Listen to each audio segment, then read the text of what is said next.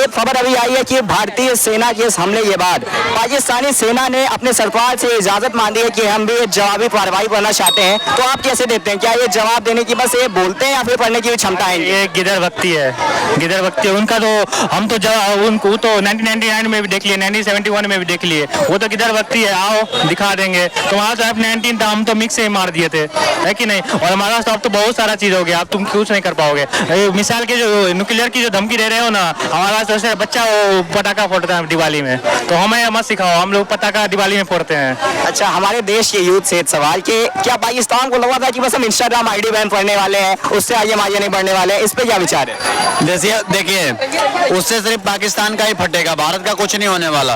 भारत खुद इतना अपने आप को डेवलप कर चुका है कि पाकिस्तान को अपने बच्चे की तरह जैसे गोद में खिलाती है मानव, वैसे ही पाकिस्तान को कभी भी गोद में खिला सकता है। ठीक है, तो पाकिस्तान भारत के लिए जस्ट लाइक बच्चा, जब मर्जी खिला सकता है, जब मर्जी चाटा मार के सुला सकता है। तो ये भारत की अभी आज के डेट में औकात है मोदी जी के टाइम में। और आप ये देखो कि जिस तरीके से कल रात को पाकिस्तान भाई टाके नहीं लग पा रहे वहाँ नवाज शरीफ के, ठीक है। देखिए, अगला सवाल मेरा आता है कि पाकिस्तानी सेना ने तो अपने सरकार से इजाजत मांगी है कि हम भी जवाबी कार्रवाई देना चाहते हैं भारत को इस हमले के बदले। क्या लगता है ये बस फिर से वही डायलॉग पे आ चुके हैं और मतलब कुछ होने वाला नहीं है? अबे तुम क्या जवाबी कार्रवाई करोगे यार?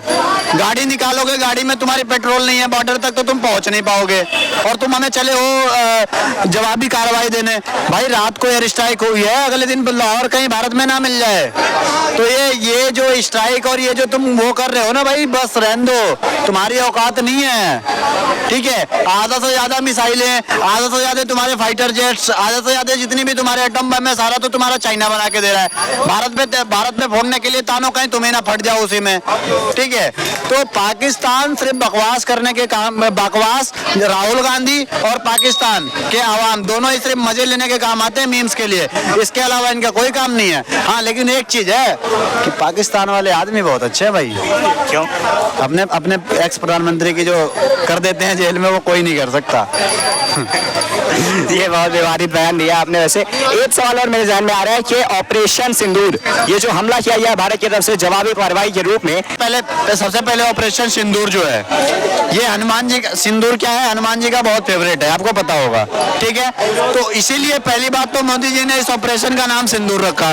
दूसरी चीज, मोदी जी का इसमें सीधा सा कॉन्सेप्ट था कि भाई देखो, हम भारत की बहनों को सिर्फ भाइयों एवं बहनों अपने भाषण के लिए नहीं यूज करते, एक्चुअल में उन्हें बहनें मानते हैं। तुम हमारी बहनों की सिंदूर को छेड़ोगे, हम तुम्हें छोड़ेंगे नहीं, सीधा सा उनका कॉन्सेप्ट है, और वो करके दिखाया है कल रात को। ठीक है, हनुमान जी की तरह उड़ के गए और रात को कब मार के वापस आ गए पता भी नहीं चला। और पाकिस्तान वाले का हुआ है कि भाई वो चिल्ला के कह रहे हैं भाई मोदी तुमने यहाँ मारा, यहाँ मारा, यहाँ मारा, क्योंकि पिछली बार जो एयर स्ट्राइक करने के बाद जो विपक्ष जिस तरीके से भारत में सवाल उठाया, पाकिस्तान वाले कह रहे हैं भाई पहले ही बता दे, इसे पता चले पाकिस्तान अगले दिन दिखे ही ना।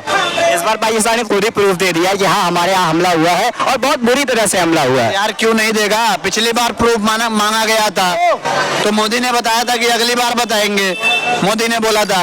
इस बार पाकिस्तान का ऐसे ही फटा पड़ा है कि एक रात में भी 9 जगह मारा है। कहीं अगर इस बार बोल दिए कि किसी को नहीं मारा तो 900 जगह ना मार दे। तो पाकिस्तान के बस का कुछ नहीं है भाई, फटा पड़ा है उसका, और पाकिस्तान कोई जवाबी कार्रवाई नहीं कर पाएगा। और भारत के जो आर्मी चीफ है उन्होंने बाकायदा ट्वीट करके कहा है अभी तो ये शुरुआत है, इसका मतलब कि 90 नहीं 9000 मारने की तैयारी है।